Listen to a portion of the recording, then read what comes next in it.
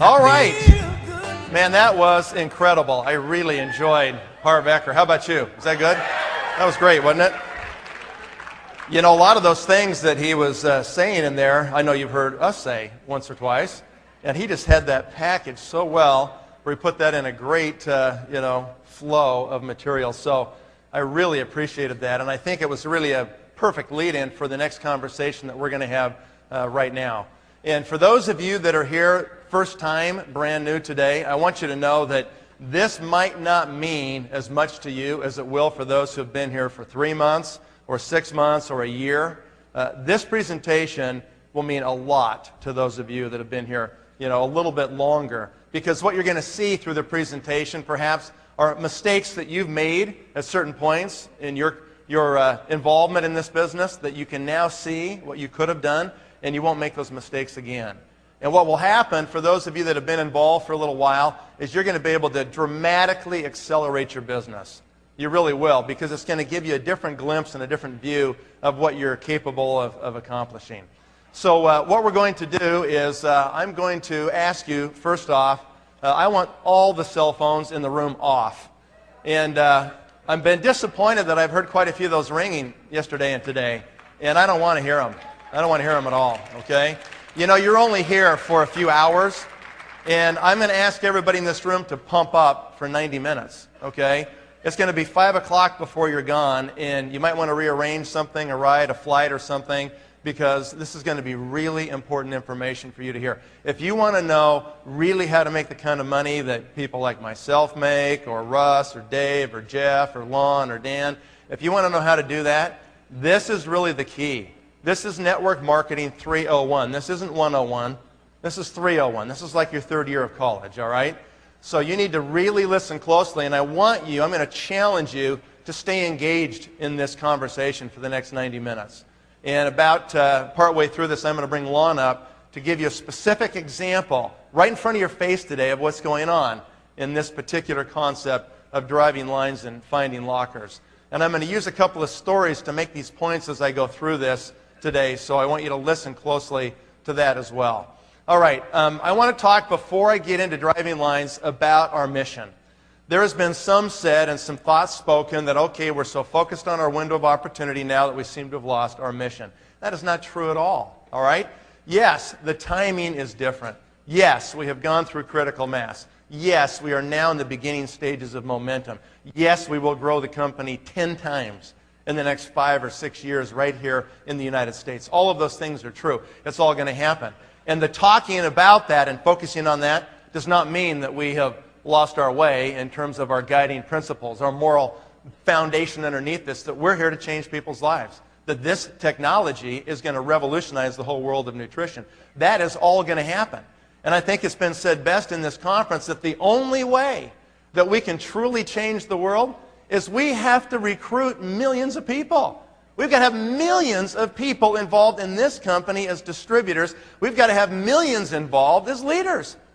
We can't do it, you guys. There is no physical way possible for us to scan 1 billion people on this planet without literally millions of leaders. Millions and millions and millions of leaders. Our 700 blue diamonds are not going to get the job done. That is not nearly enough, not even close. And what you have to start to think about is this is different than anything that's ever happened, really, in network marketing. The biggest company is Amway at $5 billion or something. That is literally nothing compared to what this is going to accomplish. No one has ever been positioned like this. No one has ever had this kind of literally dominating technology like we have today. No one's ever had the capability or the credibility that we now possess with products and science and technology to go out there and really make this kind of a quantum leap. It's really like I told you on Thursday night about the fly buzzing against the window pane, trying to make a breakthrough, and it's utter futility. It's a strategy that will kill, as the story goes, right? We have to think differently. We have to realize that we are truly in a completely different spot than anyone has ever found themselves in the entire history of this industry. That's truly where we're at. And what the lucky thing is that we all have this structure, this compensation structure that allows us to maximize that whole situation that's never occurred before. We have this way to leverage that situation to success that no one's ever seen. This will literally break all the records. It'll be bigger. It's going to redefine what size and scope are in the network marketing arena and in the nutrition arena. We're going to do them both. We have to do them both. That's what goes together here. It's not one without the other. They're all one and the same. So I hope that that's clear. Let me bring up the first picture. Look at this guy. Actually, you guys want to do it, or maybe I'll do it. Okay, there we go. We got him. Okay. Now, I want you just to cut the head off and just look at the body. If you were just looking at the body, how old would this guy be? 25? Maybe 30? Looks pretty good. How about the next one? He's got some good company. Okay? There he is on the beach. Let's go to the next one. Check these abs out. That's pretty good, isn't it? How old do you think he is? 65? 70? We'll go to the next one. There it is. He's 80 years old. Does that look like most 80-year-olds that you know? That is completely different than most 80-year-olds that I know. Ken Dykewald talked about a revolution that's upon us here, that we're going to redefine the way people think about aging. What company do you think is going to do that? Okay? All right. How are we going to do that? How are we going to stay true to our mission unless we do this? I mean, do you want to age like this? Do you? I do. You know, I've got a picture of that right next to my desk. That's in my mental images now, so that I can decide and make a decision about how I'm going to age, what I'm going to be like. And I guess here's what my message is before getting into the meat of this thing on the money side. My message is regarding the mission. You have to live the mission. You have to do it. You cannot be out there smoking. It is totally incompatible with what we're doing, you guys, okay? Listen, I have a lot of empathy for anybody who has that habit right now. I can empathize with how difficult that might be to stop that habit. Everybody's got difficult things they have to overcome. Everybody does, okay? If that's your cross to bear, beat it. Stare it in the face, scream at it, kill it, get it gone, and get it out of your life. That's what you got to do. That's what Harv was just talking about. Become bigger than your problems. Change them. Rise above them. Get rid of them out of your life, because those will be the limiting factors that hold you back in your progression, not only in this business, but in your life. Think about the example that you're setting. Think about who's watching you. In this business, everybody's watching you, okay? So get better. Peel your back off the mattress. We only had 33 people that peeled their back off the mattress at 6 o'clock this morning. Some of you were there. Most of you were not. Where were you? What were you doing? What were you thinking about? Okay, next conference, we're going to do it again. I expect every single person to be there with your workout clothes on at 6 o'clock in the morning. It's going to happen. And it's going to happen every conference from here on out. So plan on it. Bring your workout clothes next time and get ready to go for it, right? You have to make these decisions, guys. If you want to be really successful, then you need to live the mission. You got to be the mission. It's got to be embodied in you and what you think about and how you act in your own life. This is my life. This is what I live every day. Okay? I'm going to work out. I'm going to take care of my body. I'm going to take care of my nutrition. And I'm going to take care of my diet. Okay? And sometime, maybe at the next conference, we're going to do a full-blown intensive day on what you guys got to do to take care of your bodies, how you've got to eat in your life with your diet, and what you need to start getting serious about. And you can't really thank me, can you, for that dessert last night? Okay? I want you to know that that was not my order. My order was fruit only. Not the little fruit with the sticky, ugly thing, okay? It was the fruit only. The dinner was perfect. The dinner was perfect. Didn't you feel good after that dinner? Your stomach felt good. Your body felt good. You had energy. Okay? We'll have the dessert fixed next time. I promise you. And we'll have the breakfast fixed. It was perfect, except for all those fat-laden, white, stupid croissants. All right? There won't be any more of that next time. I can guarantee you. All right. That is who we are as a company. We are about total wellness. And we live it, and we are the examples, and we preach it, and we do it. And that's it. Okay, let's go to the next one.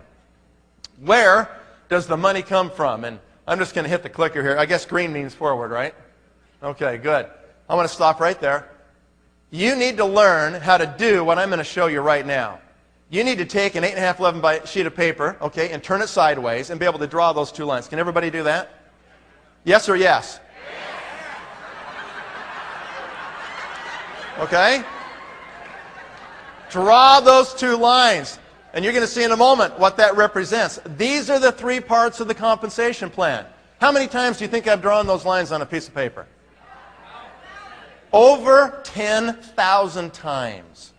Over 10,000 times. And a lot of people said, wow, I'd be sick of doing that. That's right. Remember? Boring but rich. You remember that? Okay, that's exactly what we're talking about. You do it over and over and over again. And then when you're so sick of doing it, you do it again and again and again. And when you're so sick of drawing those lines right there that you want to barf, then you go barf and you do it again and again and again and again. That's how boring we're going to be. Okay? I stopped after I got into the 20 million circle and I just did the math. And I just figured out that it was worth $20,000 every time I drew those lines. How many times are you going to draw those lines? A lot, right? That's right. That's what you're going to do. And that's not a place you build a house. A lot. Okay, so let's go ahead and talk about this for just a moment right now. The front end of the plan is where we all started. Everybody in this room signed a distributor agreement at one point, became a distributor in the company, right? The middle part of the plan is where you become an executive. Everybody who is serious about this company must become an executive. You've got to move from distributor to executive, or moving across the screen to your right. So the next thing we're going to do is we're going to then duplicate those leaders. And what it looks like in the end is just like that with all these things. Who's got a laser pointer, actually? I probably actually need to have one of those. So if you got a good torch, grab one for me, okay? All right, so on the front end of the plan, as a distributor, you're going to make hundreds of dollars a month. Literally, that's what most people will make there, is $100, maybe $200, maybe $500 if they're really good. In the middle part of the plan, you're going to make thousands of dollars a month. In the back end of the plan, you're going to make tens of thousands, or if you're really good, hundreds of thousands of dollars a month.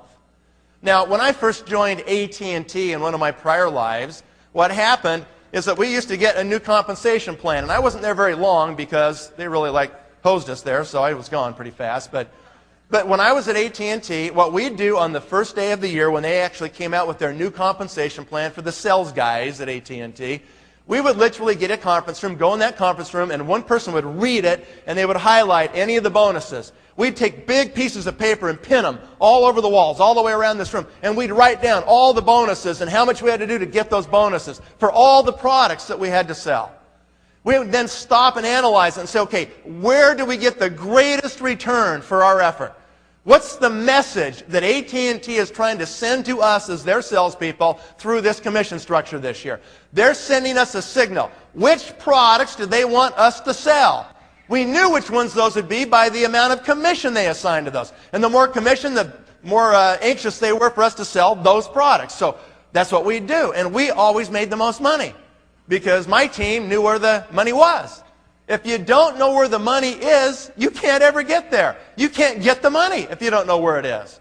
So where's the money in our plan? It's on the back end of the plan. Why are you doing this company, you guys? Are you doing it so you can have the bonus pool next month? Well, it's nice to get, but is that why you're doing this? No. Why are you here today? Why are you willing to make the personal, painful changes in your mind and in your heart and in your physical habits so you can live the mission? Why are you willing to do that? What is the reward? Long-term residual recurring income in your bank. You are doing this so you can be free. That is why you're doing this, okay? You are doing this because of freedom. So you can be free from anybody who's going to control your life in any way, shape, or form. So you can be free from disease. So you can be free from your mortgage. So you can be free to have an energetic body to move and live and do the things you want to do in your life. You're doing this so you can be free. So you never have to look at the price on a menu again. Okay? You're doing this so you can be free. That's why you're doing this. The only way that you can get that freedom, you guys, in all aspects here, is you have to hit the back end of the plan. And specifically, you have to become at least a blue diamond in this company. That's what you've got to do to have that level of freedom and control in your life. So really, in essence, what we're talking about here is that you have to go from the front to the middle immediately. Anybody who's here that has not yet filed your letter of intent, you need to do that today. That's an executive Ruby order. You get that done today.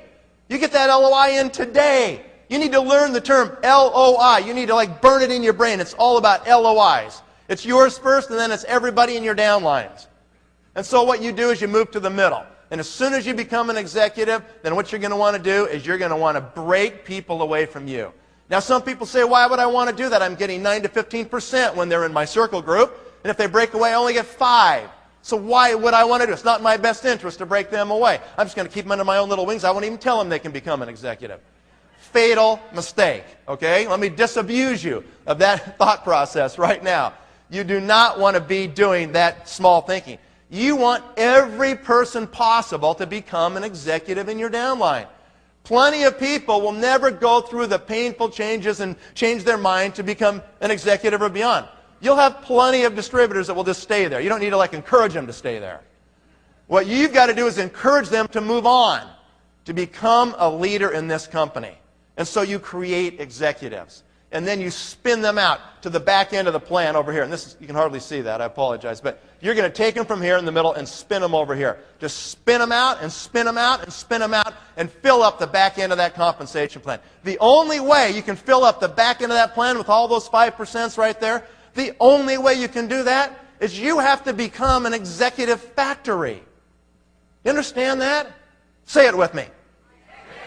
Okay, good. See? Harv's teaching me. Okay. You've got to become an executive factory. You've got to create a situation that just cranks them out. You've got to learn to manufacture executives. How do you do that? It's called the system.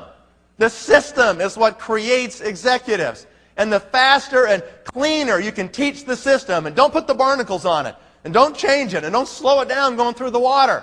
Let it glide. Let it be smooth. Don't change anything, right?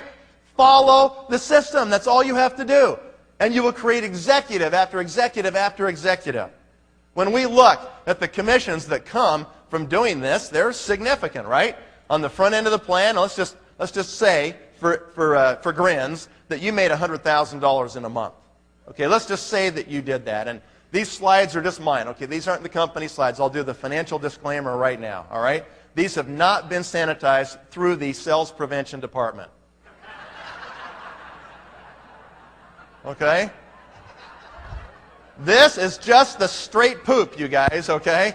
I'm telling it to you straight. I am not going to pull one single punch at all today. I'm going to hit you right between the eyes right now. You're going to know exactly what you've got to do to make it big in this company.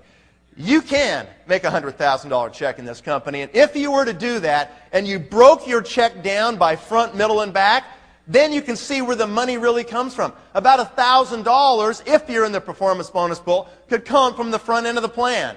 You will not get that if you're not in the performance bonus pool. It'll be like 100 or 2, okay? In the middle part of the plan, you'd make, say, like $4,000. But on the back end of the plan, you'd be making $95,000. $95,000 out of a $100,000 bonus check that I get comes from the back end of the plan, from duplicating myself, right?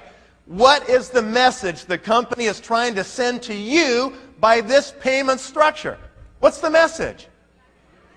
Fill up the back end, and here it is in specific terms. Here's the message. They're saying to you, we're willing to pay really big money for leaders of leaders. Not leaders of distributors. Not leaders of just a few executives, right? Leaders of leaders. You know, I've got racehorses in Kentucky. I like those thoroughbred ponies, okay? And the racehorses have a different level of success too. The most successful sires in the thoroughbred industry are the sires of sires. Do you know what that means? That means that the horse went to the track and won good money on the track. And then he went out and he got sold to be a stud. And as a stud, he produced other runners, and that's good too. But the ultimate is for that stud to go out and produce other studs that produce runners and pass on that gene blueprint through his whole progeny. That's what you have to do here. You've got to pass that blueprint on through your whole progeny in this business. Okay, you've got to become a leader of leaders. It can't just be a leader of some executives. They've got to then replicate it again and create other leaders. Do you see that? That's the difference. That's what you've got to do. And so become an executive factory, folks. Be thinking all the time in your mind about how many LOIs do you have this month. You should know that number. You ought to call your account executive every month and say, what's my total number of LOIs in my pay line? Find out. Be tracking that. Not just frontline, but I'm talking all the way down through your 6 generations. In times in my business when we've really grown and made huge impact, I think back to 1989 and 1990 when I started in the business. When we really got traction, it was 200 and 300 and 400 LOIs a month. Am I right, Dave? 200 or 300 or 400 LOIs a month was happening, guys.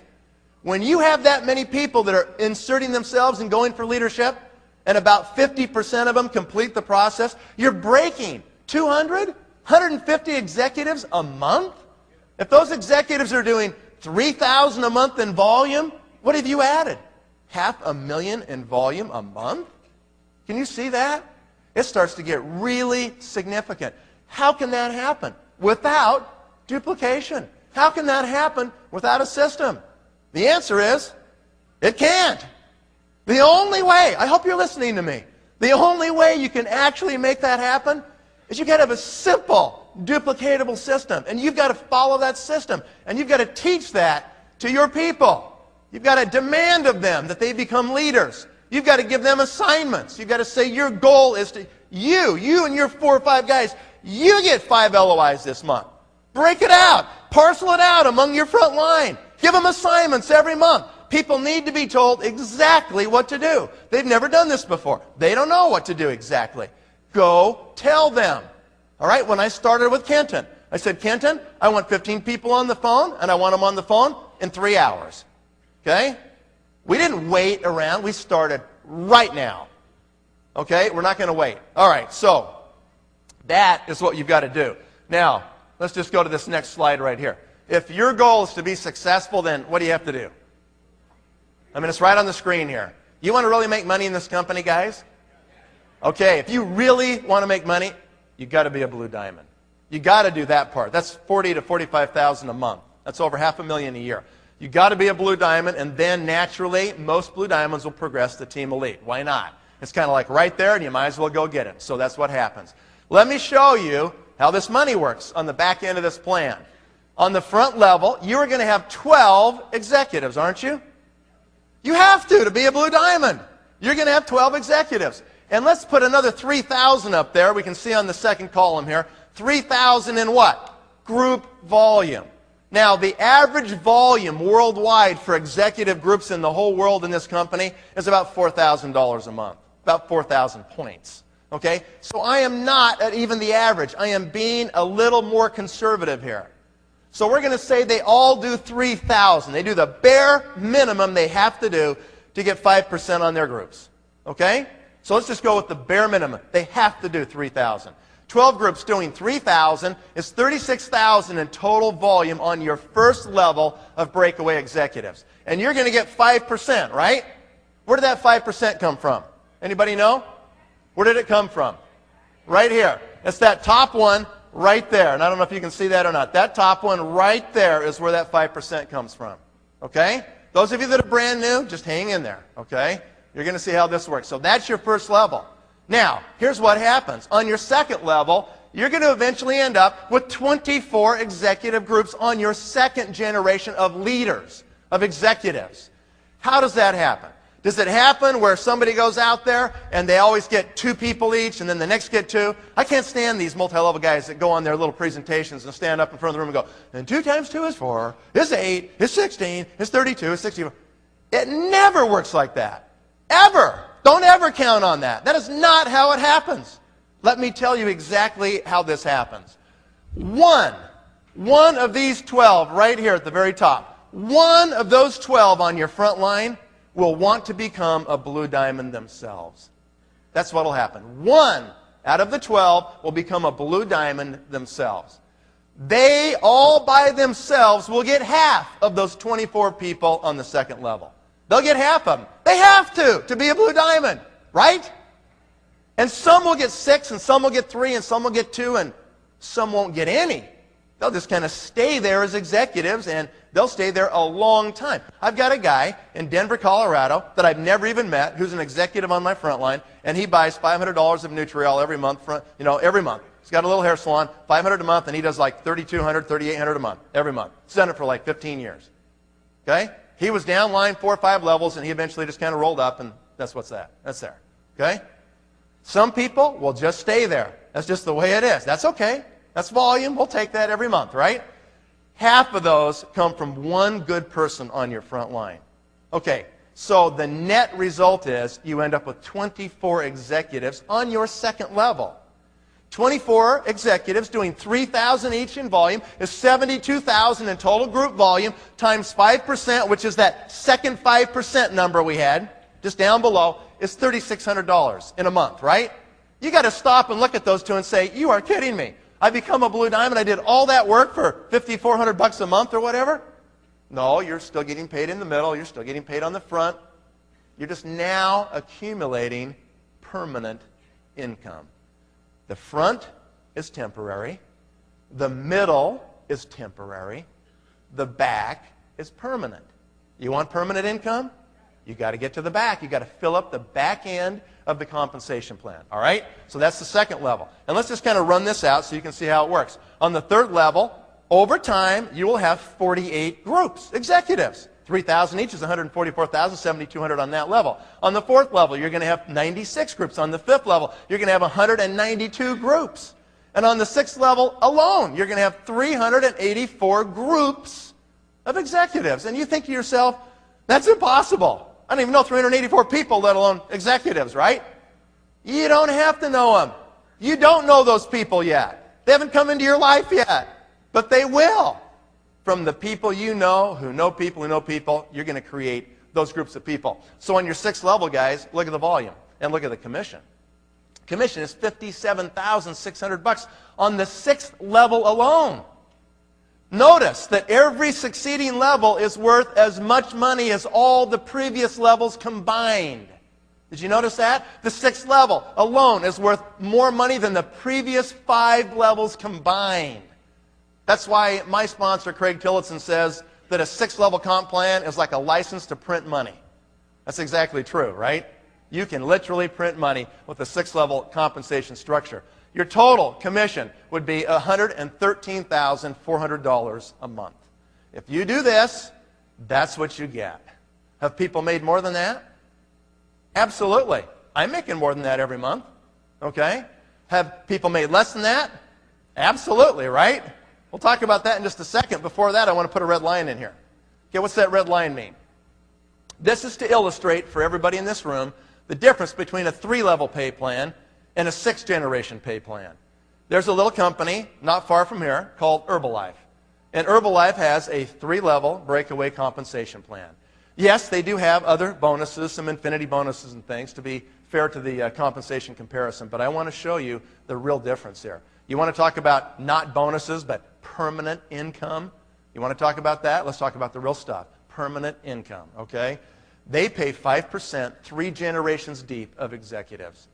In that compensation plan, if you built the exact same downline structure I'm showing you right here, the exact same, you would make about $13,000 a month instead of $113,000 a month. Because somebody just stops you right there and says, sorry, that's all we pay. You can't reach any of that down there. Now, some people say, well, why couldn't we get paid 7 levels or 8, you know? Well, the company's got to make a profit and stay in business, right? If people come to you and say, we pay to infinity, go, no, you don't. Yes, we do. We pay to infinity. No, you don't. You can't pay to infinity. You will go bankrupt, right? If we paid 20 levels deep at 5%, how much is that? 100% of all the money that came in the company, how do they live? They can't. No one pays to infinity. You understand that? It's impossible. They'll be bankrupt. Okay, so now that we're straight on that, some companies like Amway pays 3 levels, but they pay 3%, 2% on the second level, and 0.5% on the third level. Is that a hose job or what? If you are going to go through the trouble to put yourself into this very challenging environment called Pharmanex and network marketing, if you're going to go through the personal growth and stare it in the face, have the courage to say, I am going to change. Because that's what it's going to take for you to change to be successful in this opportunity. If you're going to go through that much effort and that much trouble, wouldn't you want to be in a place where you can really get paid? Sure you would. And this company pays it out, you guys. Now some people say, well, why can't we have that plan just a little bit different? Why can't we pay a little bit more in the middle? Or why can't we pay more to all those poor distributors on the front? There's not enough money to try to make all the distributors rich. And you know what? They don't deserve it yet. The fact is they've got to go through the growth and change. They've got to prove they can become a leader. And this plan has proven itself over time to be the most lucrative dynamic plan ever in the history of this industry. Period, you guys. You are in the perfect place to make this thing happen and make it happen for yourself. All right, now let's go ahead to the next slide. You might recognize some of these average incomes right here, right? You can see all the way down from gold to lapis to ruby, emerald, diamond, blue diamond, and team elite across the top. And you can see that if you're a blue diamond last year, in the United States, actually 2004 numbers, you made $528,000, right? And how much is that? About $45,000 a month. Is that worth it? You think it's worth it to be a blue diamond? Okay. Yeah, it's worth it, believe me. And it can get a lot better than that. I got a question for you. $45,000 a month as a blue diamond is a far cry from $113,400 a month that I just showed you on the previous slide. So what gives? Was I lying then or am I lying now? Neither. I'm not lying at all. Okay? How come they're so different? This is an important question for everybody in this room. We publish the numbers. Okay, somebody just said the back end is not full yet. That's true. How long does it take to fully mature a 6th-generation breakaway compensation plan? Is it a lot of work to fully mature it? How long does it take for you to find all your 12? And then for them to dive in and find their 4, 5, 12, 6, 8, whatever it is, or none. Or have those third-level people find their people, and the fourth find theirs, and the fifth find theirs, and the sixth find theirs. How long does it take to fully mature a 6th-level compensation plan? I think it's about 10 years. I think it's about 10 years to fully mature it. That's just the average, guys. Some blue diamonds and team elites are making a lot more than that. There's a whole bunch of them making a lot less than that, right? That's just the average right there. You understand that? It's just time. It just takes some time for you to mature this. Now, we're going to teach you some principles in just a second here about driving these lines and how that will help you to solidify, to fill out these levels in a way that you probably would have never filled them out as quickly as this. So we're going to jump into that here in just a second so you can see. I want you to understand clearly what it takes to make $10,000 a month. Let's kind of back up. Now that I've given you this big global picture, let's come right down to your life, to your chair where you're sitting right now. Okay, you're brand new or you've been in the business a few months. You are hoping to make $10,000. Maybe that's your first waypoint. For some of you, it's probably 5. Make 5,000, you're going to feel really good about yourself and go, okay, I'm survivable, and now I can keep moving on. I want to start at 10. Okay? What does it take for you to make $10,000 per month in this company? And I'm not talking about all the extra stuff. I'm talking permanent income, $10,000 a month. How many people's lives would change if you knew you had $10,000 a month coming in your mailbox every month no matter what? How would that be?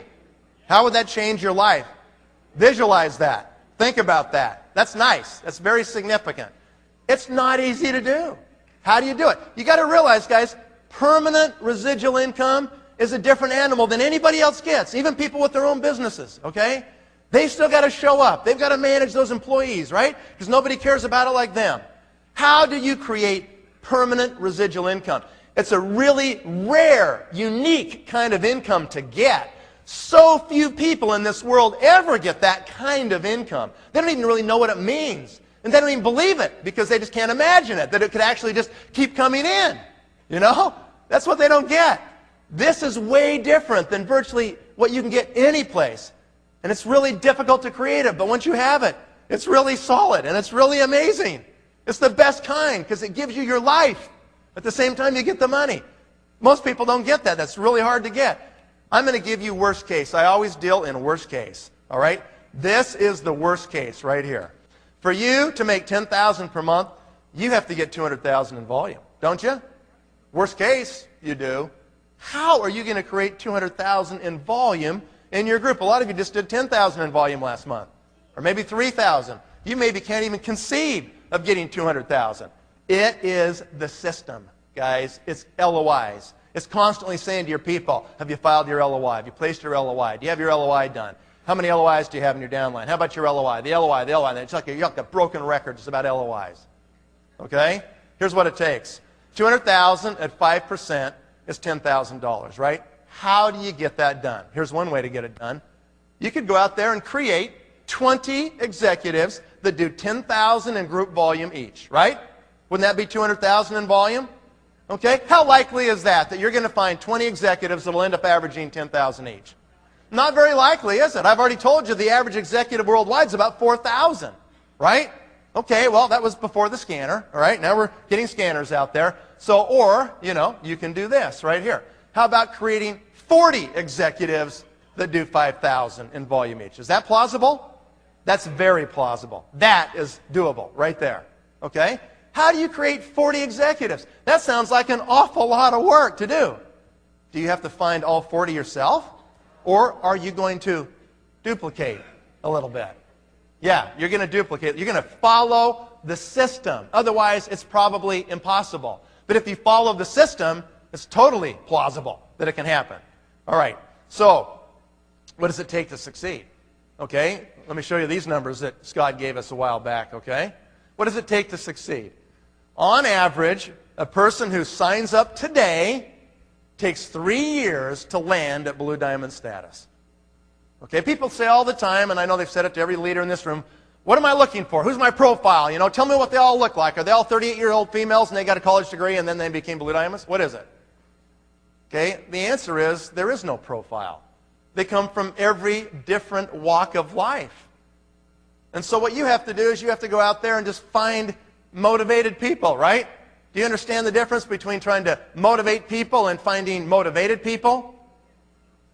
Those sound pretty close, but they're radically different. You are not here to motivate people.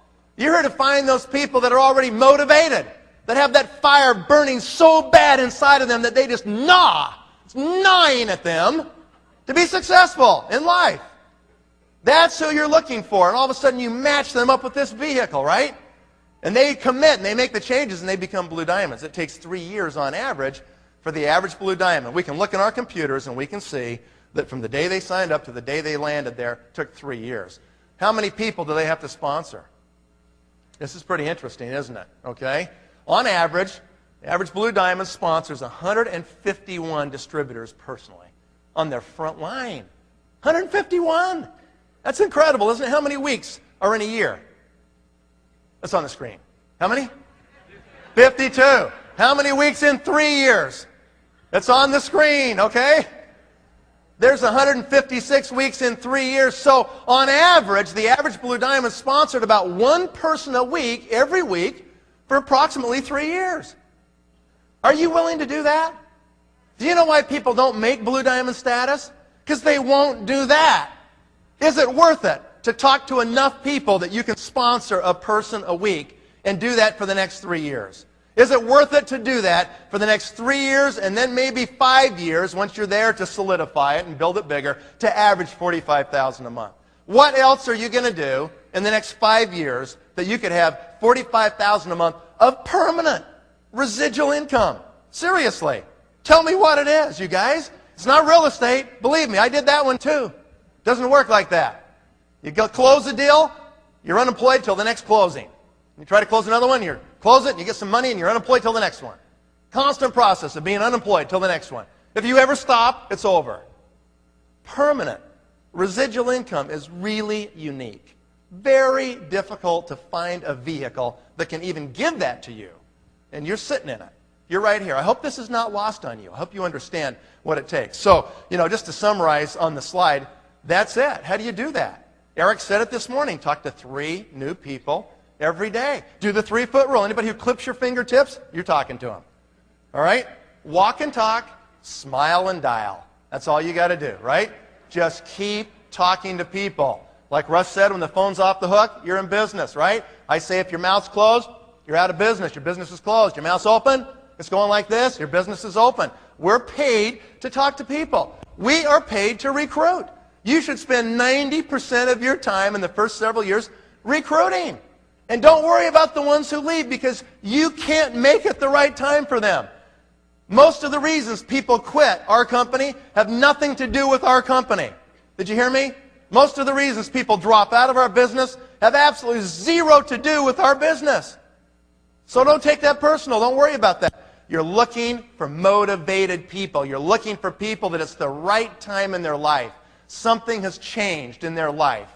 And all of a sudden they're ready. They're sick and tired of being sick and tired. It's gnawing in their gut. They're looking, they're open, and they want it, and they're going to do it. All right, so what's a power line? Anybody know what a power line is? This is not one of those big lines on that tower suspended behind your house. Okay? There's a different kind of power line. What is a power line? Okay? A power line is this. Here's the definition right here. It's one leg of your business that runs to over 10 levels deep of executives, ultimately with blue diamond on top of blue diamond on top of blue diamond all the way down that line. That is a power line.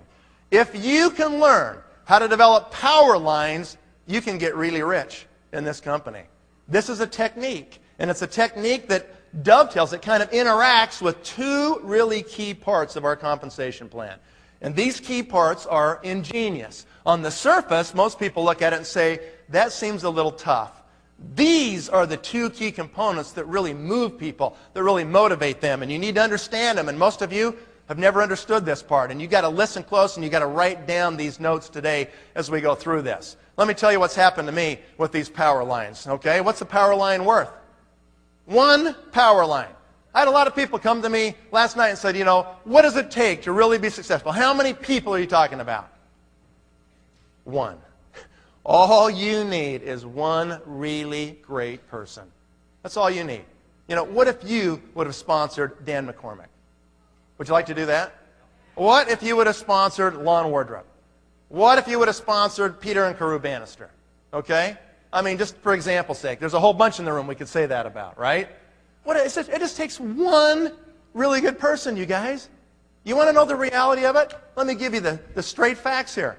The reality is most team elites and blue diamonds in this company have 1 power line. They've got 1 line that just took off and has made them their money, made them millions of dollars. That's the truth of it. If they have 2 power lines, they're really lucky. And you know why that is? Because most blue diamonds had no prior network marketing experience. They didn't know what to do, and they weren't that great at recruiting or presenting in the beginning. And what they did is they just slammed them against the wall. 1 a week. Wham! Will he stick? Boom! Went to the floor. Grab the next one. Wham! Will he stick? Boom! That guy went to the floor. Next one. Wham! Will he stick? Boom! He went. Oh. Next one. Wham! Oh, that guy's stuck. What do you know? That guy's scrambling up the wall. He's fighting, you know? And so it's just sheer numbers, isn't it? Sure it is. It's will they stick or not. And so they just plow through the numbers. They're really good recruiters. And maybe that's the best thing we can say to everybody here is just look at the numbers. Maybe that's what it's going to take for you. Now, honestly, for me, I didn't really do it like that. I had been in 2 companies before this one. I was kind of really prepared. I kind of knew what I needed to do. I didn't have to go through that previous 4 years of learning curve that you have to go through if this is your first experience. I spent 4 years, 2 in one company and 2 in another, learning this business. Okay? That's why I could go so fast in this one, guys. You know how lucky you are that you found the one right off the bat? My first one went bankrupt. My second one went bankrupt. That's not very fun, right? No, that really stinks. You don't want to do that. It's like a meat grinder. Bring all your friends in. Hey, all you guys, this is great. Come on in here. Ready to grind them up. Oh, man, your leg came off. Your head's over there. That's too bad. And so you found the right one right off the bat. How lucky is that? You are unbelievably lucky. You really, truly are. You have to get it. So you get serious about it and make it happen. What I did when I started recruiting is, you guys have heard my story, I sponsored 33 people the first year. 33. That's a little less than one a week, isn't it? That's one about every week and a half. I didn't do them like that. I sponsored a bunch of them in the first 3-4 months. Okay? I wanted to see who would play the game. At the end of that first year, 20 of them had, in essence, quit. Oh, they weren't out of the company. They'd buy product and stuff, but they weren't going to be executives. I didn't spend any time with them. Do you have time to spend with people that aren't going to be executives? No. Time's your enemy, guys. Most of you start part-time. You have no time. You've got to be really jealous about your time. You can't let anybody waste it. All right? You've got to be very focused on who you're going to spend your time with. That's what I do today. I trained myself in those days, and it's a habit that I've acquired and you need to acquire. I listen to everybody. When you call me, I listen to the tone of your voice. I look in your eyes. I'm watching you. I'm watching your actions. I'm seeing who's really serious, because I've got to make judgments about who I'm going to spend my time with. I don't have time to spend with everybody in my downline. I got to decide who I'm going to work with, who's got the greatest potential for return. That's really the way it is. And so I'm making judgments all the time. I'm listening to you. I'm watching you. I'm looking at your actions. I'm listening to the tone of your voice. Don't call me with that nasal voice, okay? Nathan, it's really hard, you know. I don't know if I can do the internet. Okay? If you give me that nasal voice, I will give you dial tone pretty fast. Because I don't have time to waste with people that are going to be whiners and complainers like Harv talked about a minute ago. Because they've already got all kinds of stuff screwed up, okay? I just know that that's really a long shot. And so I'm going to work with people that are positive, that are calling me. You know, I'm not calling them every second, right? Do you have those people? You call them, come on, man, it's going to be really good. Man, you won't believe that conference. That conference is incredible. Too bad you went there. We're so sky high. Come on. You pump them up. Guys all pumped up. Hey, I got it. I'm going to do it. Call them the next day. Guys, oh, I don't know, man. It's a bad night, you know. All of a sudden, come on, you can do it. I got it. Next day, same thing. Deflated. Do you have time to do that? No, you don't. You do not have time. They will suck your energy out of your body. They will suck you dry. Do you get that? You've got to guard your attitude like a big dog. Attitude is everything, right? It really is. Don't you believe that? You create your own reality by what you perceive. Your perceptions of this company and what you can do is your reality. If you want to change your reality, you change your perception. Right? How do you change that? Go watch the goal setting video we did, okay? That's how you change your perception of reality. People say, well, you get them in the room and you just want them to drink your Kool-Aid.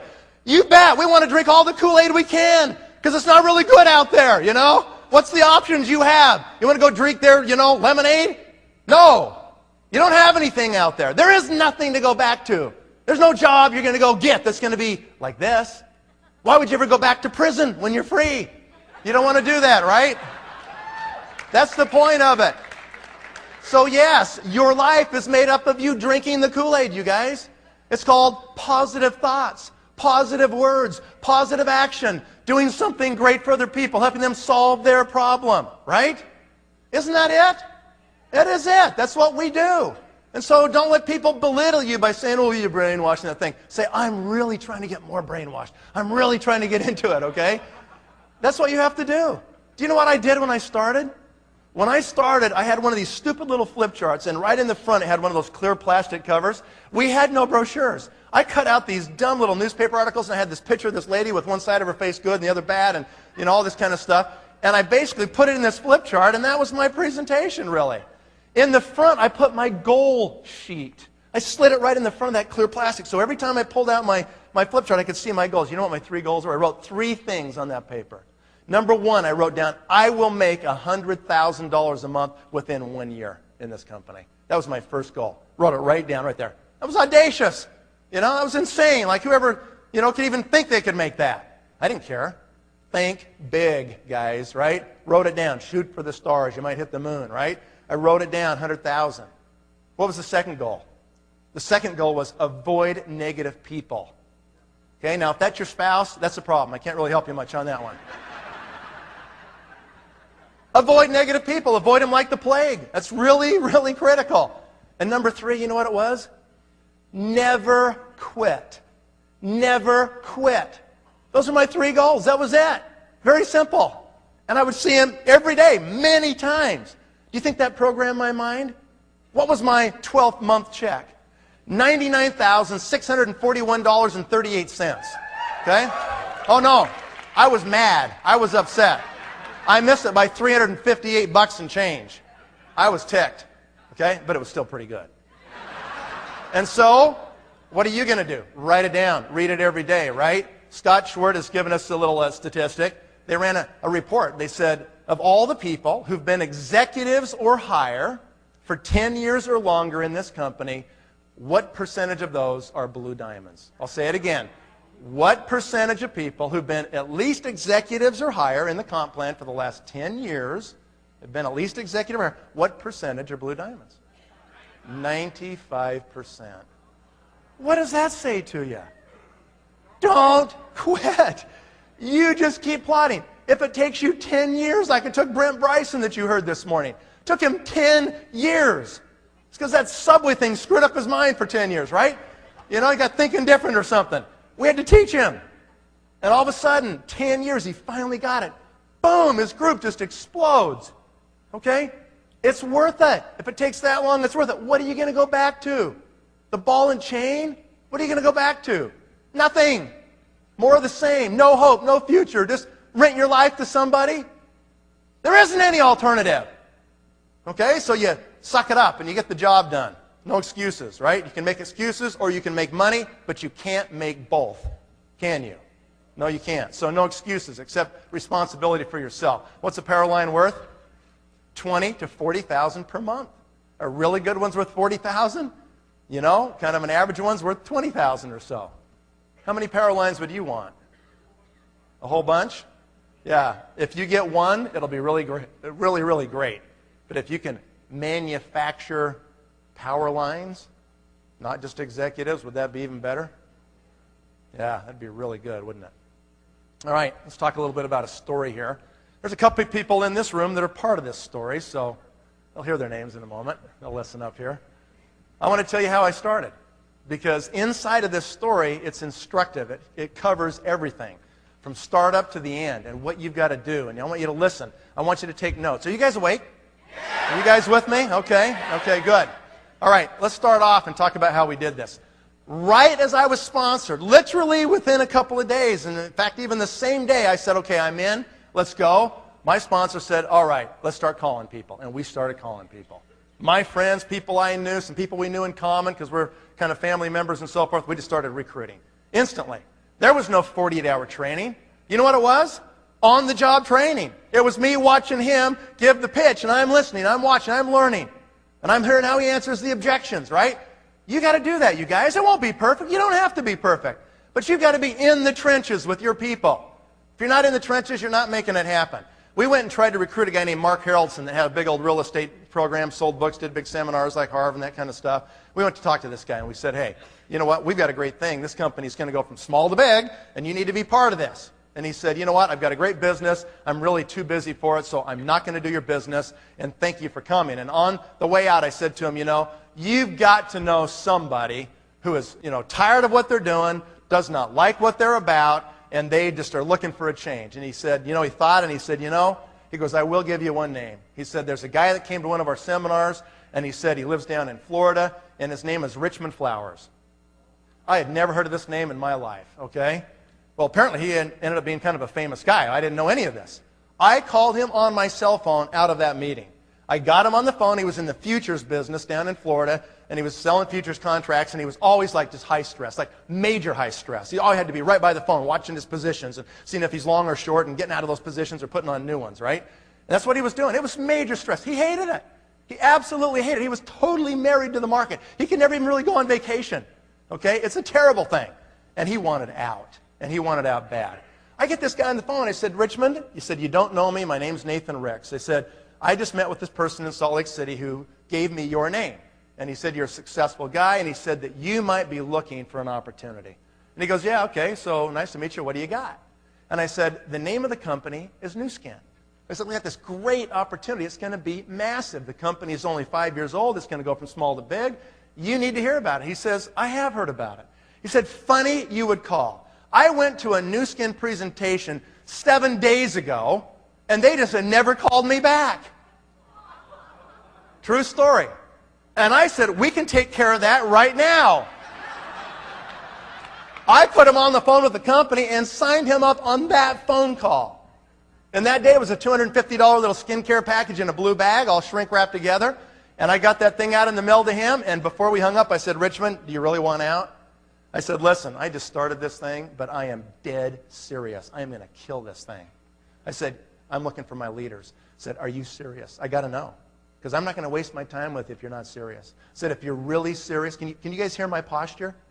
I'm not going, oh, will you do it? I mean, would you consider working with me? I don't talk like that to people. I say, I'm picking my team. You know? Do you want to be? Listen to those words. Write them down, you guys. I'm selecting my generals. Okay? And I said, how serious are you? Because if you are, I expect you to call me every day. I want to do 2 or 3 three-way calls every day, and we are going to build your team. And he said, I'll do it. And he did it. And he called me 2, 3, 4 times a day. He really wanted this. He saw it. He was serious about it. Okay? One of the people we talked to one day was sitting right there. Is sitting right there. Paula Cook. Okay? And so I'm just going to hit my clicker here so you can see how we're doing this, right? Okay, so we got Richmond. There he is, right there. And we start calling his people. We called people all over Tennessee and all over Alabama where he grew up, Dothan, Alabama, and people he knew in the futures business all over the place. And Paula was an interesting person that Richmond actually knew, okay? And Paula was working for this really great airline called Eastern Airlines, okay? And I'm not sure how the whole story went. My memory's a little vague, but the reality is, the long and short of it was that Paula wasn't so intrigued in the beginning. You know, I've got this great company. They'll never go out of business. They're just awesome, you know? Well, it didn't take very long, and they were out of business, okay? And Paula became interested in our company. And so Paula got sponsored, okay? And Richmond had Paula right here, and we started working downline.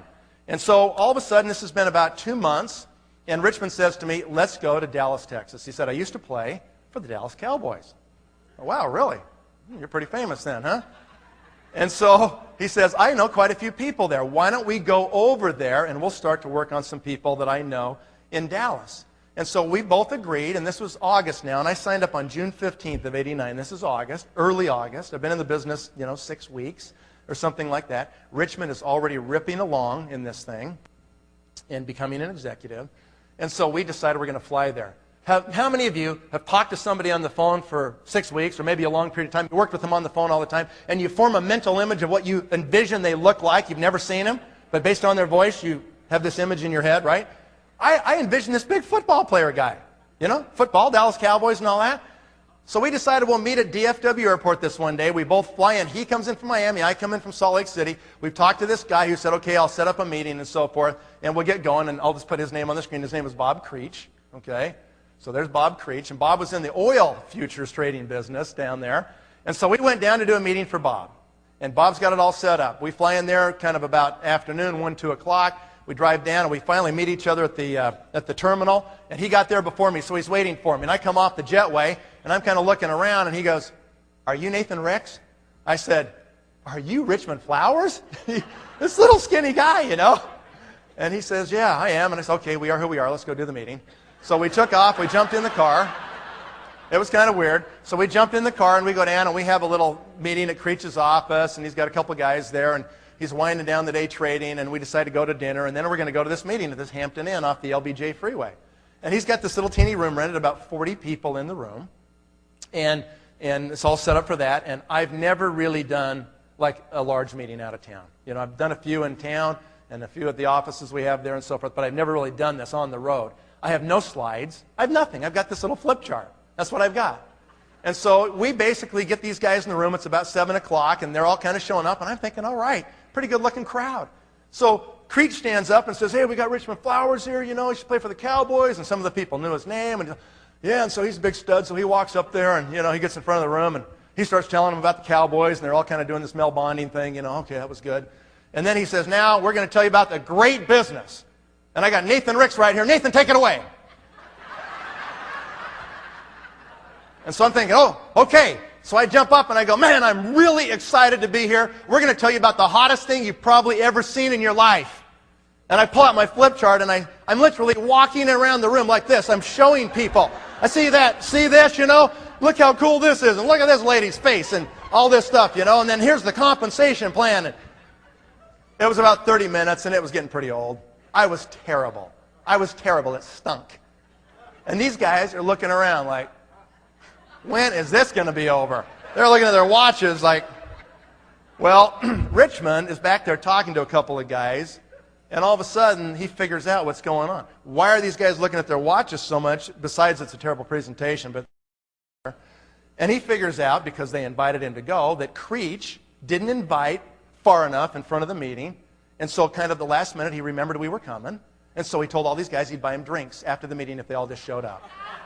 So they were really there to get drunk, not really to listen to us. Richmond can be a little hot-headed, okay? He explodes. I mean, he is really furious. He basically drags Creech and throws him through the galleyway doors like these that go into the back kitchen here. And he's got him pinned against the wall back there. And I think he's going to hit him. I'm not quite sure what he's going to do to this guy. And he is hot. He goes, you have me fly all the way over from Miami. You have Nathan fly down from Utah and you just tell these guys to show up so you can get them drunk? I mean, he was literally, I thought, going to pop the guy. And Creech is basically freaked out and he's saying, okay, listen, I can fix all this. It's okay, Richmond. He says, I know Danny White. I know Danny White from the Dallas Cowboys, and we can get a meeting with him tomorrow. Richmond's a cowboy. He kind of like, okay, all right, and he kind of lets him go.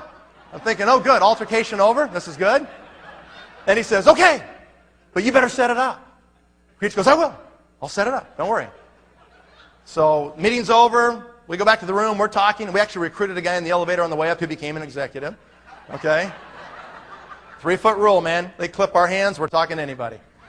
And so we have this conversation that night. We go to bed. Sure enough, about 8:30 or so, my phone rings. Richmond goes, okay, we got it. It's all set up. Creech will be here in a half hour. Be ready to go. We're going to go see Danny White. I'm like, I've seen him on TV, you know? This guy's all pro. This is a big deal.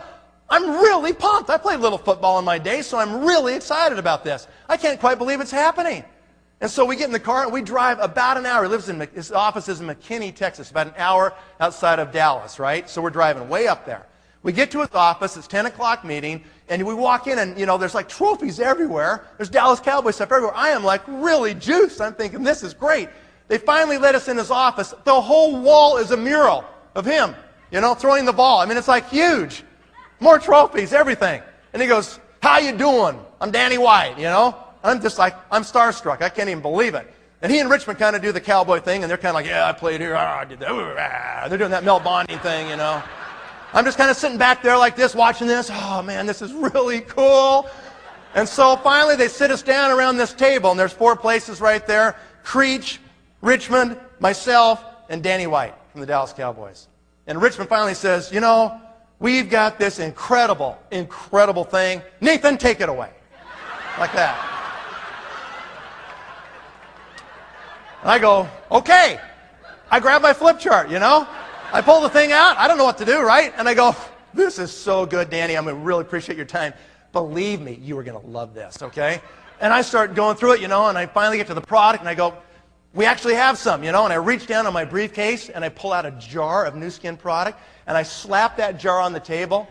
Literally, his eyes went just like this. Like that. He says, is this Nu Skin? Is this Nu Skin? Is that what this is all about?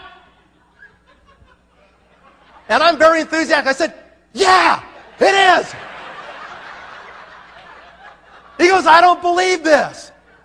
He said, I've been using this product for 2 years. Kind of like he didn't want anybody to know, you know? I've been using this for 2 years. This neighbor lady down the street sells it to my wife. I've been taking it, putting it on, you know? I can't believe it. I'm like, you got to be kidding me. No way. You know, that's incredible luck, right? And I said, well, he goes, I never knew there was a business with this. And I said, yeah, there is, you know. He goes, well, yeah, I probably would be interested. I said, we can take care of that right now. We signed him up right there in the room, okay? I was so excited. I walk out of his office. I feel like I'm walking 3 feet off the ground. I don't even need an airplane to go home. I'm just like, I can't even believe it. I said, I called my wife as soon as we got in the rental car. We're driving back to the airport. I said, honey, you won't believe it. You won't believe it. She goes, what? Calm down. What? I said, we just signed up Danny White. Who's that? Honey, he's the all-pro quarterback for the Dallas Cowboys. I said, we're going to own Texas. This will be incredible. Right before we left, I said, now, Danny, listen. Here's what we got to do. I'm going to call you tomorrow. All you got to do is put like 2 people a day on the phone with me. I'm going to call you, and you just put them on the phone, and you just listen, and I'll talk to them, just like we did with you. We're going to sign them up. He goes, okay, I can do that. He's got a game coming up Sunday, And I'm like, okay, we're going to do this. And he is agreeable. He's kind of like, all right, I'll try to do this. I called him the next day. Sure enough, I got right through. He puts me on to this guy named Buck somebody. I forget his last name now. And we talked to this guy. He's an insurance agent. And he goes, I'm in. Danny, if you're doing it, I'm in. Then he goes, you got to be part of my new team. N-U, new team. Ha ha. Right? He goes, all right, good. And so we did it. Signed him up. The next day comes. I called Danny. Can't get through. Next day, can't get through. Next day, Saturday. Next day, again, Monday, can't get through. Tuesday, I finally get him on the phone. I said, Danny. I said, man, it's been like almost a week, I said, I got to talk to you every day. We got to be talking to your people now. This thing's happening, man. You can own Texas. Let's go. And he says, well, I had a game and everything, I'm a little bit busy, And I can kind of sense that he's just put off a little bit because I'm being a little aggressive. And I finally just said, you know what? I said, let me do this. Let me come down a week from Thursday. I'll come down there. You just get like 10 or 15 people in your office. Instead of me bugging you every day, we'll just do it like that. I'll come down periodically. We'll just get you started. We'll get some people going, right? And he goes, okay, we'll do that. So a few days goes by, I call him, and I called him back on the Tuesday before. And I said, I'm coming down, right? You got your people. He goes, yeah, talk to a few people. Don't worry. I'll have people here, and, I'm looking forward to seeing you again. And, all right, great. We'll see you then. He's been a little hard to get a hold of. He's a little flaky, right? So I'm hedging my bets. I can't afford any of this stuff. I'm just barely started, but, he's the Dallas Cowboy quarterback, right? So I think I better go. So I set up a meeting in Fort Worth, a luncheon, before his 5 o'clock evening meeting at his office. I fly in on Thursday. I get the rental car. I go to the luncheon. It's awesome. We have like 30 people there. We sign up virtually every guest, almost every one of them. We're back there signing people up. It takes till about 3 o'clock before we're all done. I say goodbye. I jump in my car, down the LBJ, up to McKinney. I'm on the way. I'm on the LBJ. I call him on my phone. Said, Danny, I just left the luncheon, man. It went great. Incredible. I'm going to be there in about an hour. And he goes, Nathan? He goes, shoot. Is it Thursday? I said, yeah, it's Thursday, Danny. Remember? We talked like 2 days ago, right? He goes, Nate. He goes, really? He goes, I don't have anybody coming. He goes, He goes, I've blown it, man. He goes, I'm sorry, but you don't even need to drive up here because nobody's going to be here, I mean, I'm really ticked, I'm thinking, what do you mean you forgot? How could you forget about this? I just talked to you 2 days ago. He goes, I know, but he goes, I am kind of busy too, I said, Danny, this is really bad. I said, I just started in this deal, man. I don't got this kind of time to waste this kind of money. I can't even afford these plane tickets. I'm doing this for you. We can get this thing going for you, So when you're done playing football, you'll have something, man. I'm talking to him like this because I get it. I believe it, right? And he finally says, this isn't right. You're right. This is an injustice. And he said, let me make this right. He said, why don't you fly to Phoenix on Saturday? He goes, I'll introduce you to my whole family. I came from Phoenix. That's where I grew up in Mesa. I'll put my whole family in front of me. I'm going to be over there on Saturday. What would you do? I'm sitting there thinking, right. Yeah, it's Thursday. Let me just get back on that plane. I'll go home, buy a short-term ticket for full price, which I can't even afford, and I'll just fly right back down to Phoenix so you can do this again, right? Then I thought, no, he is the all-pro quarterback for the Dallas Cowboys. I took a really deep breath. Okay, Danny. I'll do that. I will be there, but don't forget. Said I won't. Said goodbye. On the way to the airport, call my wife and say, honey, you need to come pick me up a couple hours earlier than we thought. She goes, well, how did it go? I said, well, man, the luncheon was incredible. We signed up everybody. It was awesome. She goes, no. That football guy. How did it go with that football guy? I said, he forgot. She says, you are kidding. He forgot? No way. I said, but it's okay, honey, because I'm going to fly to Phoenix on Saturday. He's going to put me in front of his whole family. We're going to get them all. My wife says, are you crazy? You know, forget this guy. We don't have that kind of money to be messing around. Don't you get it? He's not going to do it. I said, honey, it's hard enough, please. Just a little moral support, okay? Just a little bit. Friday, and Scott Short will remember this. Friday, I drive down to Provo from Salt Lake, and I go to the old warehouse that's in the cow pasture next to the railroad tracks by the freeway. Remember that one? Had the garage door that went up, okay? And I load up. I'm loaded for bear. I say to myself, I am going to make this trip pay for itself. I buy 3 skincare kits and 1 hair fitness kit, and I got my blue bags with the product stuffed in them, and I am loaded for bear. I'm going to get this thing, right? I buy this really expensive ticket, and I get on the airplane. I fly to Arizona. I've never been there in my life. I fly to Phoenix, get a rental car. I get the map. I find out where Mesa is. I drive out to Mesa. I'm supposed to be there at noon. All the family's going to be there at noon, right? I get out there, and I drive down this street in front of the house where I'm supposed to be, I think. It's about 1:45, and there's not 1 car on the street. Nothing. I think, this can't be right, you know, so I go around the block, drive around again, come back, you know, it's about 5:02 now, and I'm looking, I'm thinking, well, no cars, but this surely has to be the house. I decide to gather up my briefcase, I got my 4 blue bags, I got all this stuff, I haul this stuff up, and I set it down, ring the doorbell, ding dong, and it took about, you know, half a minute, and this lady, this older lady, opens the door, got an apron on and everything, and I said, hello, I said, is Danny White here? She said, no, he's not here. He's not here? She goes, no, he's coming. She said, now, he said somebody would be showing up here today that I should expect. She said, let me see. You must be the Nu Skin man. What did I expect? I've got all these bags around me and stuff. I said, no, I'm the Avon lady. Can I come in, please? She invites me in. I've got all this stuff, you know, and I walk over into the parlor. It's kind of an older house. And I'm sitting in the parlor, and back behind the wall, there's the kitchen. Back in here, and I can see the kitchen table here from the parlor, you know. And I'm sitting on the couch, and she's kind of cooking up this storm. This huge meal is going on in here. I find out that everybody's coming for lunch. They have really no idea there's a meeting. This is taking on shades of an Amway presentation already, right? And so all of a sudden, I'm just sitting there, and I'm waiting, and I'm thinking, you know, a couple minutes goes by, she's making small talk, trying to make me comfortable, and I'm talking to her and so forth, and all of a sudden, the back door, over here, they've got this carport that's been converted to a family room. The back door of that carport goes wham, and I can hear it hit the wall, and all these little kids come running, streaming, and I see them pass right in front of me. Grandma! They're climbing on Grandma, you know, they're really happy to see her. Here come the beat-down parents walking behind, their hands dragging on the floor, like this. As soon as the parents come through where they can see me, they kind of see me out of the corner of their eye, and they look over, and they say to her, who's that? And she goes, oh, that's the Nu Skin man. Don't worry about him. He's just sitting over there. How you doing? Nu Skin man. Good to see you. I mean, just insult to injury. Happened like 3 times. I mean, everybody's showing up now, you know, about 5-10 minutes late and everything. And I'm thinking, where is he? I'm ready to kill this guy.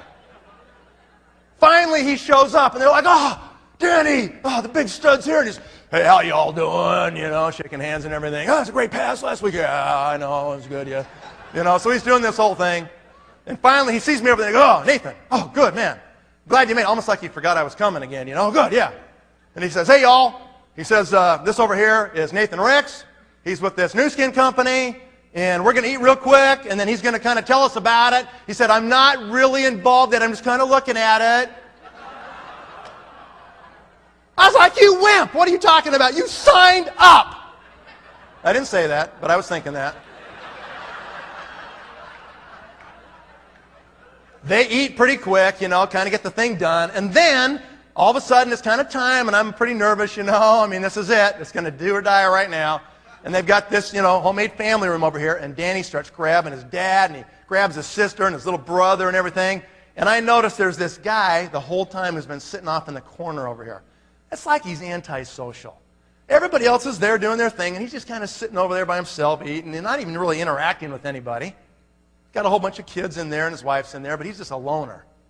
And I look over there, and I'm thinking, man, what is wrong with that guy? You know, I'm kind of watching him a few minutes. And finally, Danny goes over and grabs him. You know, I found out later this guy was a contractor out there in the Arizona sun for 20 years. I mean, you know, his face is just beat to death. I mean, talk about hammered skin and everything, you know. And he's sitting over there angry, you know. And so Danny just kind of grabs him. He's got this great big huge arm. He goes, "Come here, Scott, just come in here." And he just grabs him, just kind of sweeps him into the room with this big old arm. And he goes, "What do I want to go in there for?" You know, I felt like saying, "Because you look like a lizard, buddy. You need this stuff real bad." I didn't say it. I didn't say it. They sweep him into the room. He comes over there, and they've got this sectional couch, all right? So just picture this. Here's a sectional couch like this, and there's a single chair over here. Guess who sat in that? The angry guy, right? So I've got Danny's father, Wilford, right here. I've got Danny's brother right here. I've got Danny and Danny's sister and the angry guy. Okay? I'm over here next to the TV, and I'm in a chair, and I pull out my flip chart, and I say, "You know what? You guys are going to love this. This is the hottest thing you've ever seen." Boom, boom, boom. I'm going through my things, you know. It's like 15 minutes. It is hotter than stink in this room.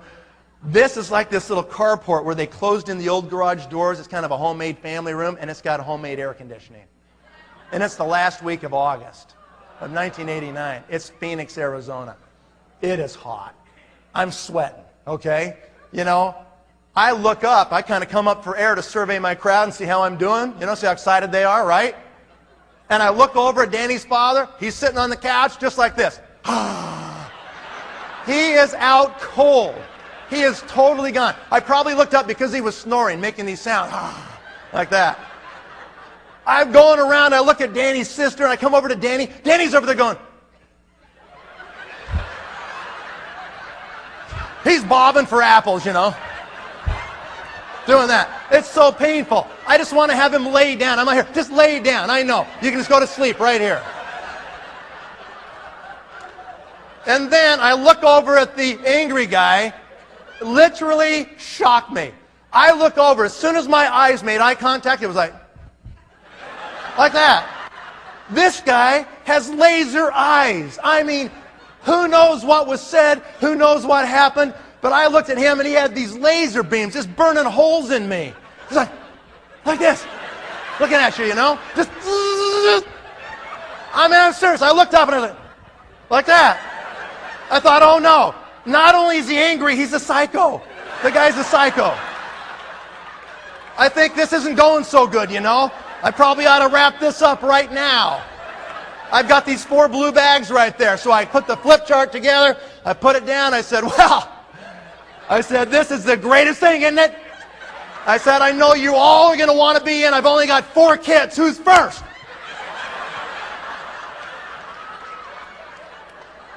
Dead serious. As soon as I said that, the psycho jumps up. I'm thinking of all the bad luck. You know, how could this happen? He jumps up, he marches straight over to me. He's got his hand pulling his wallet out on the way. He pulls out $250 cash, and he puts it in my hand. He goes, "I'm in," just like that.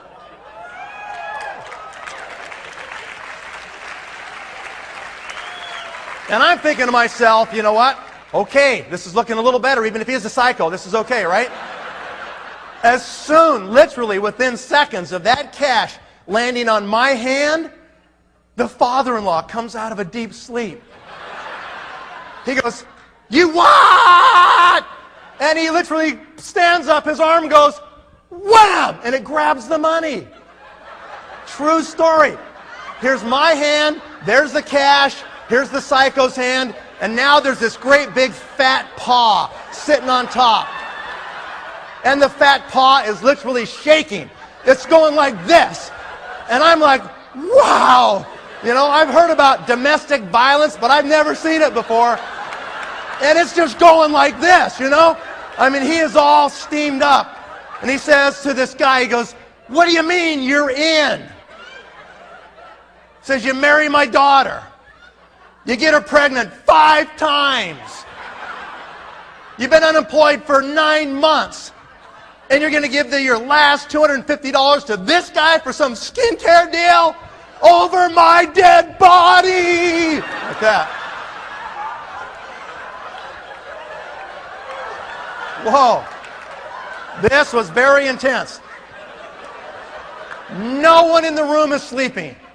Everybody's on the edge of the couch. This must happen a lot in this family or something, you know. It's kind of like the game's on. Let's see who's going to win. And all of a sudden, the psycho takes his eyes, those laser eyes, and he turns them on the father-in-law. He just goes, zzz, just drills him. And he goes, hey, I don't know about you, but I'm in. Whoa. Everybody's watching. The father-in-law is sitting there going, wow, that was a good comeback from the son-in-law. What am I going to say? They're all looking at me. And he's looking around, and you can see he wants to say something. You can see his eyes are kind of going, his mind's moving, his mind's going around. His eyes are going like this, and his mouth's kind of trying to mouth like that. Everybody in the room's like, spit it out. Come on, spit it out. Finally, he says, okay, if you're in, then you're in underneath me.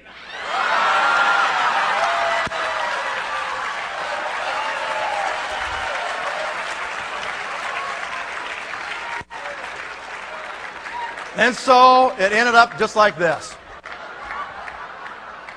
And I later found out that that person really wasn't a psycho after all. He was one of the greatest guys who's now retired, and you probably have never heard his name, but it's Scott Malone. Okay? This guy called me every day. Now, normally, I'm making judgments about who I work with, right? I've got to decide who I'm going to spend my time with because my time's limited. I look for contacts, resources, and credibility with those contacts. If they've got those three things and they get it, I'm game. I'm going to work with them. This guy had all of them except for the middle one. He didn't have any resources, but he was willing to do whatever it took. He called me every day. I remember one Saturday, we did three-way calls all day, like 14 hours. The next day, I put the phone to my ear. It was like, ouch! My ear was so sore. We only took breaks to go to the bathroom. That was it. 14 hours. He was willing to do whatever. He had nothing. He was living in a rented home. He ended up, the first month, we got his letter of intent in. He did his volume, pretty good volume too, like almost 10,000 within a few days. He really went after it. He was awesome, okay? And so his check shows up, and it's about $365. And his wife literally cried. And she said, Scott, don't do this to our family. Please get a job. Okay? He wouldn't hear of it. I don't know what happened. It's like the guy had a spiritual experience. He just knew this was his deal. He had to do it. He sells his family piano the next week. Couldn't even pay his phone bills. Okay? And so he keeps going. He's got 2 cars. He sells one of them. They're just junk trap cars, you know. He'd park the car 3 blocks away from his appointment so nobody'd see his car, and he'd walk to the appointment. Okay? Second month. Check comes along in the second month. His check is for about $800. Okay? His wife cries. She says, Scott, don't do this to our family. Get a job, please. How long can we go like this? Okay? He sells his children's beds. They're sleeping on the floor. He sells virtually everything he owns in this world to make it, to get there. Okay? He broke as an executive in 2 months. We had good stuff going, really good stuff going. In the 3rd month, his check came to his house for $6,600.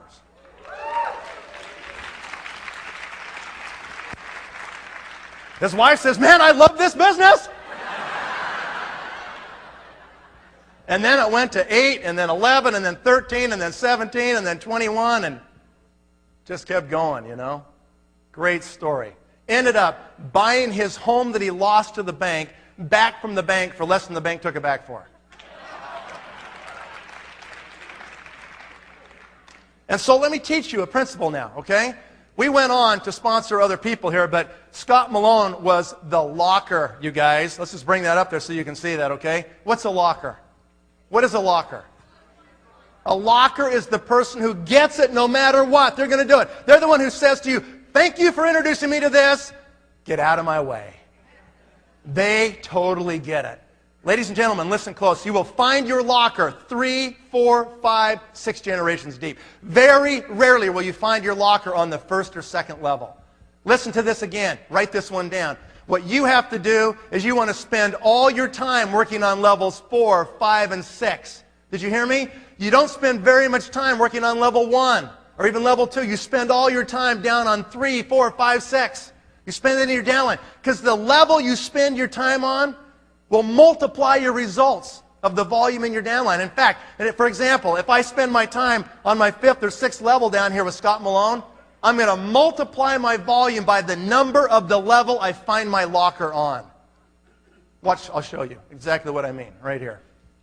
Okay, so we get an LOI out of Scott Malone. I just want you to think about this, okay? First month to second month. In those days, you had to do 500 personal volume. 2,000 to get your LOI in and 500 personal volume.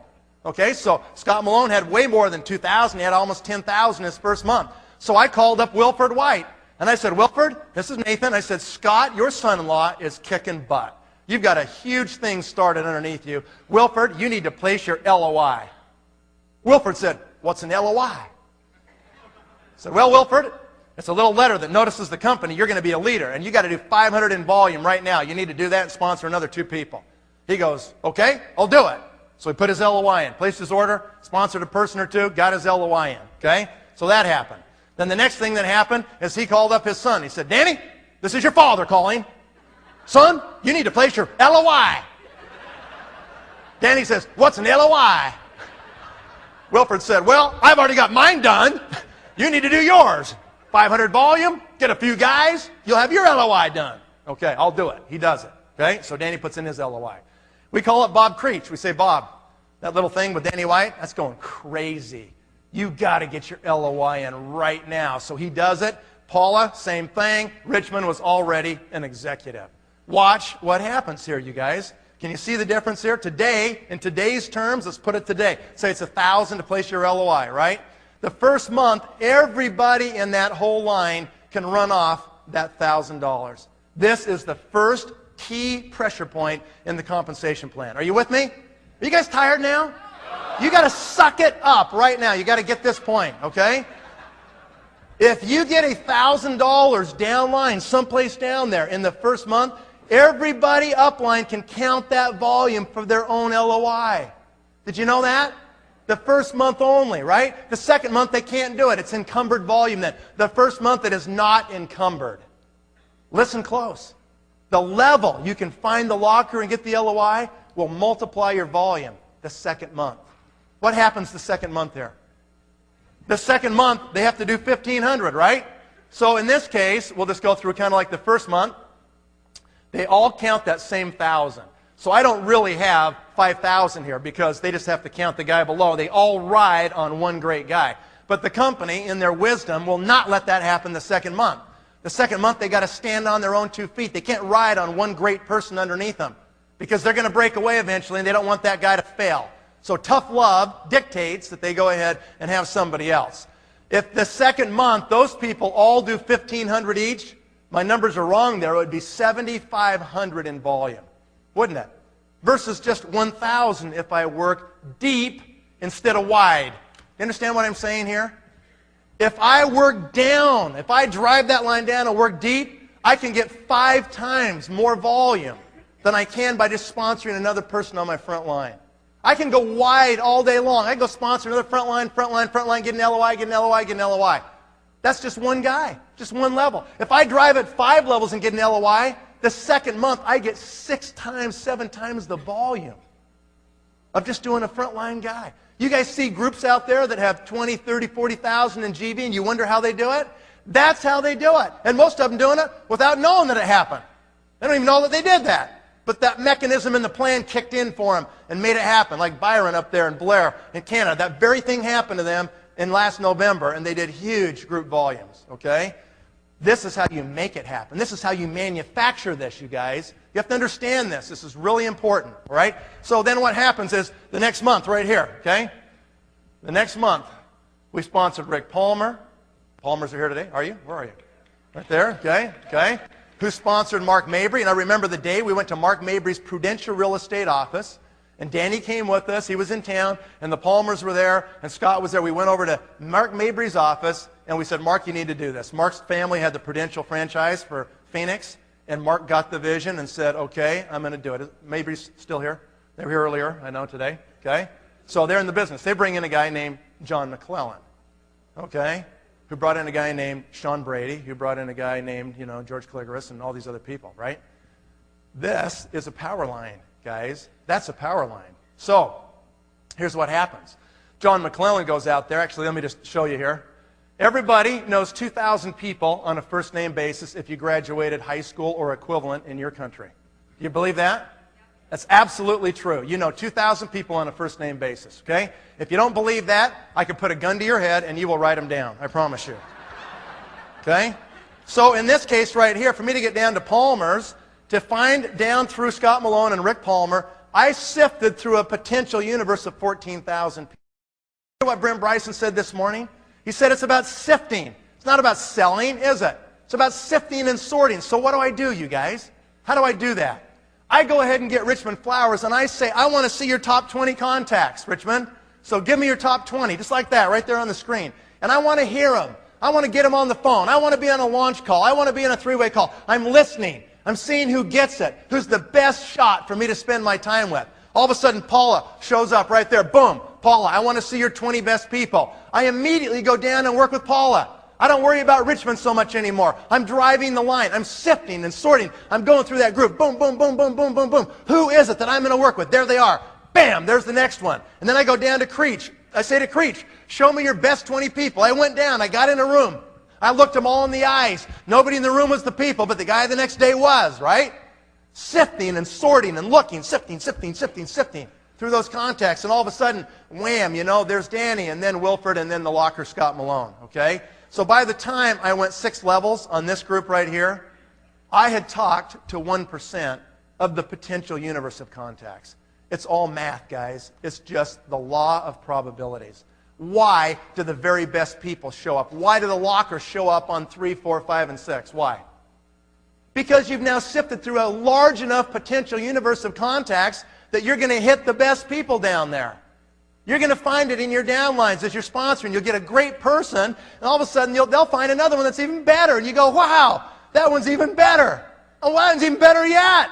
That's why it happens. Have you experienced this before?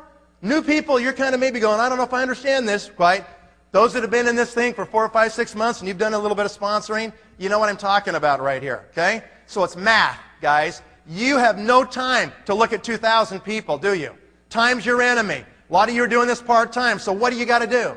You got to get them to offer up. You've got to get them to self-select the 20 best people. What did Paige say this morning when she put up the system? What was the first thing on the system? Make a list of 100, and it said top 20 in brackets right there.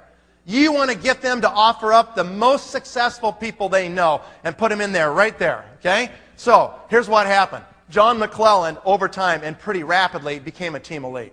He went out there and created 15 executives. This is the second principle you must understand about this compensation plan. If you understand this next principle, you can use it to create literally massive power legs. This is how you do it right here. McClellan becomes a team elite. Let's say Mark Mabry, all he has is John McClellan. What does that make Mark Mabry? A what? A gold executive. That's all he is. He's got one first-level breakaway called John McClellan. Is that right? But John has 15 frontline breakaways underneath him. To make the math easy for me, because I was never good at it, let's say all 15 of those groups do 10,000 each, just for simplicity's sake, okay? What's Mark Mabry thinking every month? What is wrong with Mark Mabry? He can't sleep. He is freaked out. Why? Because he's a gold executive, and a gold can only reach one level. Let's say McClellan's personal group's doing 10,000. How much does Mark Mabry make? $500. He gets 5% of 10,000, which is $500. What happens if Mark Mabry goes out and just gets one more executive? Just one more executive. Now what's his title? Lapis. How deep does he get paid now? 2 levels, 2 generations of breakaway executive groups. Voila! Mark Mabry can now tap in to John McClellan's first level, Mark's second level. If they're all doing 10,000 each, that's 150,000 in volume, 5% of 150 would be 7,500 more. In that case, Mark Mabry would increase his pay 16 times by getting one more guy. But that's not just the 12 or 15 on John's front line, is it? It's John's second line that has at least 24, and his third line that has 48, and his fourth line that has 96, and his fifth line that has 192 executives. When you build a dynasty down deep, and it's just interesting that birds of a feather flock together. Have you ever heard that? It's true. All of a sudden, once we broke through Malone, Palmer's were super successful people. Mabry's very successful people. McClellan had just sold his medical supply company for over $6 million cash. He was retired. He got it. He wanted to do it. Birds of a feather flock together. Powerful people. All of a sudden, what happened is that we build this dynasty, we push it down, and it comes flying back up. Because of what? Because of that key feature of the plan, which says you have to have width to capture the depth in our compensation structure. It creates the fear of loss. Remember, the fear of loss is a much greater motivator than the prospect of gain. Write that one down. The fear of loss is a much greater motivator than the prospect of gain. What time is it? Oh my gosh. I don't know if it is. It's not okay. We got to finish this. Like, where's Lon? Where did he go? Is he back here? Okay, I'm just a few more minutes, but you got to have Lon go through this, okay? This is really critical you understand this, you guys. All right. So what happened is Mark Mabry had to become a team elite. He had to. He couldn't just sit there and let the money go back to the company every month. He didn't want his favorite charity to be Nu Skin, right? So he eventually became a Blue Diamond and then a team elite. He had to, because he wanted to tap into that dynasty that was down there and go as deep as he could into the dynasty, right? And then what happened is Rick Palmer became a team elite. Scott Malone became a team elite. Wilfred White quit. Sweet justice in this world anyway, isn't there? Danny White and Buzz Kroner became team elites. Bob Creech quit, okay? Paula Ehrlich became, and Mort became team elites right there, and Richmond Flower became a team elite. Guys, that's how you build a power line, right there. That line right there has paid me over $40,000 a month for 15 years. Is that worth a lot of money? Okay? Absolutely happened, okay? So, I want Lon to step up quick, and Lon just quickly, where is he? Come here. You're not running, you're walking. Let's go. We're out of time here, man. I want Lon to quickly cover this and just give them your example so they can see about driving lines. Lon Wardrop, one of the greatest in the game. Is this thing working here? All right. The time is short. Here's what I want to say. And I want everybody listening because I'm not going to say a lot, but listen. Peter, you too, buddy.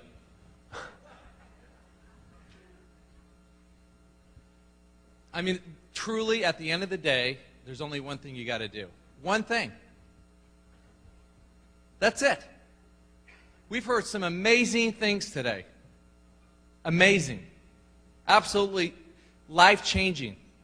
A lot of you today come to us financially bankrupt, physically bankrupt, mentally bankrupt, spiritually bankrupt, socially bankrupt. And we have the components to fix every single one of those areas of your life if you just let us. And the word's let. So the question is, the only thing you got to do, first off, is decide you're going to do it. So you've got to do one thing and one thing only in this business, and that's recruit yourself. That's it. I understood the principles of this, okay? This thing up here is called the puzzle. I'm not even going to go through it. The thing I want you to understand is when I came in, I didn't know the compensation plan. We had no presentations. The company had been going backwards for 11 years. 22% negative growth in the United States in the year 2001, and I decided to do this thing. Okay? In the U.S. market, there was a lot of, with a lot of the leaders, there was a lot of non-belief system. And I didn't believe it at all. I believed this was the greatest opportunity, and I was willing to risk everything for it. I'd been retired for 6 years in another company, and a lot of people thought I brought all those people with me. I brought none, zero with me. I started cold turkey from scratch. I went back to my roots in Cheyenne, Wyoming, and talked to people that I've known since 1966 and recruited them. I recruited 15 people on my front line because I asked Nathan what's the top position in the company. And honestly, the truth is, I knew 2 positions in the company for almost 2 years. Executive and team elite, and I knew nothing about any of the other positions. That's the truth. I did not understand the compensation plan. I didn't understand much about the products. I just knew the scanner was going to change the world. And I was willing to risk my homes. I had multiple homes, risk everything because I had another cash flow coming in, realizing I could lose it all. And I want you to know there has been not one day I doubted. I have never feared once doing this business at all because I realized that we were going to change lives forever. Do you really understand that? And when you can get that in your eyes and in your heart, you've got a lot of great stuff today here. Are you taking it down to here? Period. That's the end of the story. So you got to ask yourself, are you sick and tired of being bankrupt in those categories we just talked about? Are you tired of it? Because if you're not tired of it, you won't change. There is a higher source. Rely on it. Period. Okay? Drop to your knees, rely on a higher source. Fear and faith. Who is your master? Period. Okay? The only thing I disagreed with Harv Eker today, I don't have fear. 0. None. Absolutely none. Okay? Because I absolutely believe in what I'm doing and believe in what we're doing as a group and realize that the secrets of $1 million are mine. We have the capacity in this room. Honestly, I believe there's people in this room that will be making $1 million bones a month. You will be the bank. A month and more. We haven't seen what this thing's really even all about. When we're talking $5 and $10 billion company here, I think that's a joke. When we have something to affect the world forever, we have the only thing that we have no competition. You know, even when Scott put up, here's our competition, I told him to put in a person that's in a coffin, a skeleton in the coffin, because there is none. So at the end of the day, all this stuff is great. It's all here for you. All these presentations are on the website. You have everything here for you. So the only thing you got to do is recruit yourself. And are you going to do it? Okay? And the last thing I want to say is this, all right? Go and do this and have fun. Love people. Don't take your life so serious. Enjoy your life. Have fun through this whole process. Okay? Start doing some great self-talk. You know, go to this great seminar that Harv Eker's invited you all to go to. Go listen to the tapes. You know, quit watching the TV. Quit doing all the things that screw up your life. If you want to lose weight, go get it done. If you want to have a better, mental capacity, go get it done. If your spirituality is screwed up, fix it. Okay? It's there for you. The taking's there. The opportunity is once in a lifetime. It's not. Why is it that everyone else gets all the opportunities? How come Nathan is so dang lucky? How come everybody else gets all the breaks? Tonight, today is your break. This is it. Take advantage of it. Whether this message catch you at 18 or 81, it doesn't matter. In 5 years, we'll all be 5 years older. Nate, you're on. Okay. All right, guys. I need 5 minutes, okay? I'm going to show you 5 minutes here. We're going to be done with this thing. I'll get through this fast. This is one slide that we're not doing. Okay? Next slide. Okay? Here we go. All right. See if we can get to the next one. Okay. This is what I did my first run. We just went through this one, you guys. I want to show you my power lines. I want to prove to you you can manufacture them. Okay? So there's a power line right there. Here's the next one. Okay? Mike Greco worked for me in my real estate office in Salt Lake City when I decided to do this business in 1989. Mike has a brother named John Greco. Y'all know John? Fantastic guy. John was selling pots and pans. He decided to do this business. San Diego, California. The day before, we went ahead and recruited, the day before the 1989 convention, we called Anthony Antonelli in Washington, D.C., running a management consulting company back there of his own little boutique firm, consulting companies on mergers and acquisitions. And we said, you need to get your butt on a plane and come to this convention. He did it. He came out of that convention in '89, September of '89, and he went home and shut his boutique down. And he went and did this thing full time, okay? He was the locker in that leg. I went to Washington. I went back there repeatedly. We worked together. I forgot about John and Mike. I just forgot about them. You go straight down to that locker, you guys, and you pound it, okay? Anthony did it. Darlene Shear was the first team elite in the country of Canada. He recruited her. She was 3 levels below him. She rolled all the way up to his first line, okay? James Vint, British Columbia, BC, became team elite, went out there and recruited some other Japanese team elites when Japan opened. That is the second power line. Here's another one right here, Derek Winkle. What a great guy. Started off in this industry carrying bags at the Marriott Hotel. Okay, Derek Winkle came into the business, has done a phenomenal job. Ken Belknap came into the business. The Sheranian brothers came into the business. And then they recruited the Bannisters, Peter and Carew Bannister, sitting right here on the front row, okay? Their daughter came to a piano competition in Salt Lake City, Utah. She went to the competition, and Carew showed up eventually and found out that this lady named Pam Moore had Nu Skin products in her house. Pam told them that we were going to open up in Hong Kong soon. They were living in Hong Kong. Peter was a Cathay Pacific captain flying a 747 airplane out of Hong Kong. They ended up being the locker, okay? So we started working with them. I did meetings at their home in Hong Kong. Other people helped. We had Japanese meetings in Guam and Saipan, and we started doing this whole thing, and they were the players. They had a little friend over there by the name of Michiko Graf, who married to Bruno Graf, who recruited her cousin, a guy named Katsumi Kaneko, okay? That line runs down a long way, guys. I mean, you know, dozens of levels of executives, team elites. Another one, Sandy Killen. Sandy Killen's in Phoenix, Arizona. Sandy Killen became a blue diamond in the company. Another power line developed here. Why? Sandy would not have dinner with me, wouldn't have lunch with me. Sandy was in one of my other companies. I called him up and I said, Sandy, it's Nathan. I'm down here and working at Scott Malone and all these guys in Arizona, and I thought I better call him. I called up Sandy Killen and said, we got a hot deal going, Sandy. You need to have come lunch with me. I got to talk to you. He says, you know, no, I'm not going to do that. I said, come on, you got to eat lunch. He goes, not with you. Just like that. And I said, well, okay, if you don't want to go, how about your wife? I'll have lunch with her. He didn't like that any better. And so finally I said, well, then I'll meet her. And so I called her. He had just called her right before I called her and said, you know, don't have lunch with this guy. I get Robin on the phone, and I said, I just want to meet you and tell you what we're doing. I'll give you a videotape. It won't be 15 minutes. I gave her a little videotape called Catching the Wave that we had in those days, all right? They took it home. I thought that was the end of it. 3 months later, it's midnight. My telephone rings. It's in the middle of the winter, and it's Sandy Killen. He said, my daughter's got colic. I'm up here. She can't sleep, and I'm patting her back, walking around, and I just got bored, and I threw in your tape. I said, I want to do this. I get it.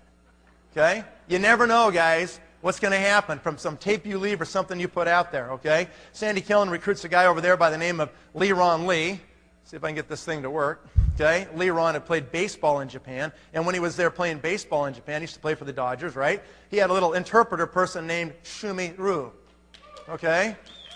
And we recruited Shumi, and she helped us translate and interpret and is responsible for a lot of what went on in Japan. And she recruited Fumi Sawai, who recruited another guy, and Shumi has a $5 million circle membership in this company. She's almost $10 million circle now. She's made millions.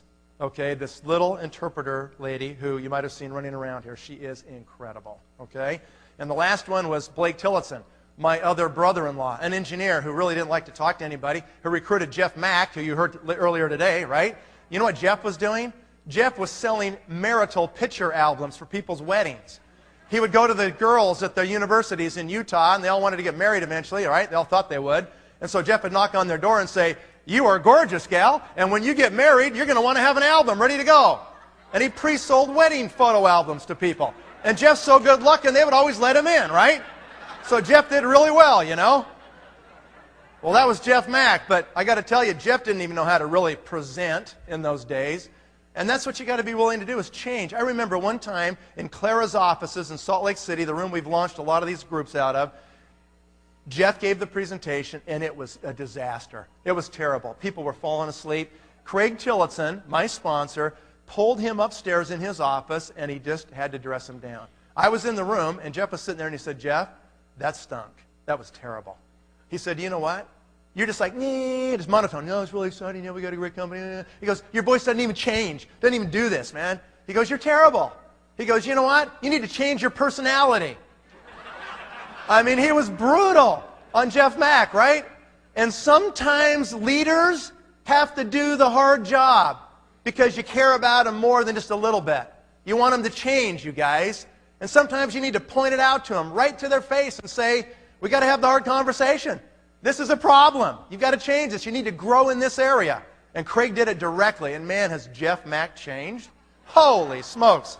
Unbelievable. He recruits Brent Bryson, who was 6 levels below him. 5 executives quit in between Brent Bryson and Jeff Mack. Okay? And look at Brent Bryson today. He makes over $100,000 a month, right? He recruited John Emerand over in Thailand, and there's other Southeast Asian team elites there. That was my first 6 or 7 years, guys. That was my first run in the company. Let me just describe this to you, okay? You can manufacture power lines. You learn these concepts I've taught you today, and all of a sudden you will realize that this business is not a lottery. It's not like, oh, well, that guy got lucky, and, that one got lucky, and that's why they made it. That has nothing to do with it. You can't manufacture them like this by luck, okay? You can build as many power lines as you want to build. This is a business. You just learn the principles and you apply them consistently. And what's going to happen to you? You can do it as many times as you want. You want to see my second run? Here we go, right here. A guy named Dan McCormick signed up 3.5 years ago. Brought in a guy named Lon Wardrop right there, right? Paige Ripple comes in, who recruits Peggy Crock right here on the front row, who recruits Peter Levy right here on the front row, and now we're waiting to see who the next one's going to be. Okay? He's sitting right there. Okay, Russ is going to take it? Good. All right, here's another one. Steve and Malin Campbell. They come into the business about 4 years ago, okay? I recruit Steve in. He says, we're going to go for it. And Steve and Malin recruit the Downings, who just were recognized as Team Elites last night on the stage in the room, who recruited Sue Baliwala, that's a diamond now, on her way to Team Elite, who recruited Kara Henderson, and now Dr. Ginny Hines and Dr. Hines. There we go. Ginny, I forget her name, actually. I should know it, huh? What is it, Scott? You remember? Okay. And Dr. Hines. Okay, thank you very much. And so this is another power line that's in the making. These are brand new, guys. These aren't fully mature yet. My check's going to still go up by another $100,000 a month as these groups that I started in the last 3 years mature. Okay? Jed Knight joins the company. Took a while. He's kind of a nephew of mine. He dodged me at all the family parties for 2 years. Finally, I got him. He brought in Ryan Fry right here on the front row, who brought in Charlie Patterson right there in the second row, right? Fantastic guys. Have you guys heard these guys go? They're incredible, aren't they? Who brought in Mike Rott? Mike's here someplace in the room, right? Who's brought in other people over in Israel, and that thing's now spreading everywhere. That is a power line, okay? And there's others. Don't be offended if your name's not here. There's actually multiple branches of Blue Diamonds off lots of these lines. I'm just giving you an example. Kenton Worthington comes into the business. Is he amazing? Kenton Worthington has more natural charisma than anybody I've ever met in my life. He is incredible. He's got a God-given gift to him, and he will be absolutely massive in this company as he continues to grow. Okay? Kari Vasi comes in the business, and he does phenomenal things. Virtually all of Hungary is underneath Kari Vasi, a new country we opened about a year ago, and it's spread now into Romania through these other people on the bottom here, and that thing is going, okay, doing tremendous volume. And finally, Greg Kageyama, who I recruited several years ago, who ended up recruiting some people in Japan, Saigusa-san, Takahashi-san, who brought in Kawamitsu-san, okay, Masami Light, and others, and that's another power line, okay? That's my second run. I can do this at will. If I decide right now I'm going to go do 5 more power lines, I could do it over the next 5 years. I could decide if I want my check to go to $500,000 a month, I can do it. It's just mechanics. It's just principles, you guys. It's not a lottery. It's not about luck. You know, it's not about some like guesswork or something and somebody just falls in it. Maybe they do once, but they don't recreate it, okay? You can manufacture these things. You can literally, if I want to keep working, I can just keep making power lines, one after another after another. You can do the same thing, okay? This has been, I think, the best conference we've ever had. It's been amazing, hasn't it? Okay? Now, as Lon said, all this is, you guys, this is all action now. This is now you, okay? This is the hot bath that's over, and tomorrow morning you're going to wake up and you got to decide what you're going to do, all right? I really pray you make the right decision and you change your life and you do this business. Thank you very much.